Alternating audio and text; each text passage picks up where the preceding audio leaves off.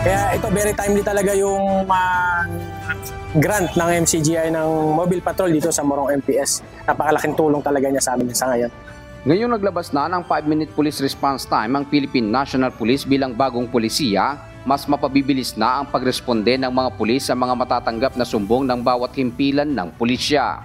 At ayon sa pamunuan ng PNP, hindi magtatagal na ipatutupad na rin ito sa lahat ng himpilan ng pulisya sa mga probinsya sa iba't ibang lugar sa bansa. Bagay na pinaghahandaan ngayon ng ilang police station sa Bataan Province, partikular na ng Morong Municipal Police Station. Formal nang isinagawa ang turnover ceremony ng bagong sasakyan na magagamit sa pagpatrolya sa kabuuan ng bayan ng Morong.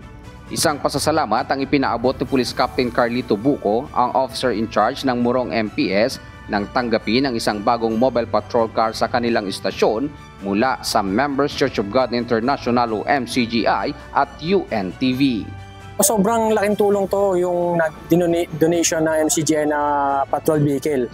Lalo-lalo sa pag-comply o pagtalima namin sa direktiba ng ating PNP na 5-minute response time. O, kung dahil madadagdagan yung aming mobility asset, mas mabilis kami makaka-responde, mas makakapag-deploy kami ng maraming patrollers sa kalsada.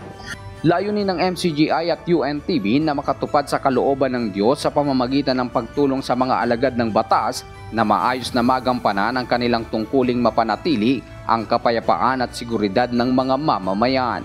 Nagpasalamat din si Bataan Police Provincial Director Police Colonel Marites Salvadora sa ipinagkaloob na patrol vehicle ng MCGI.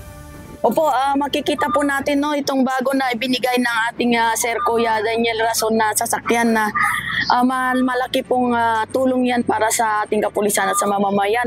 Sir Kuya Daniel Rason, maraming salamat po sa binigay nyo. Hindi po nagdalawang isip po si ating Sir Kuya Daniel Rason na binigyan po tayo, kaya masaya po kami kasi makakapag-serbisyo kami, may bibigay namin yung serbisyo sa ating mamamayan sa pag-iikot at pagpapatrolya at at the same time mapanatili yung peace and order at yung mga krimen ay mabawasan sa ating area dito sa Morong.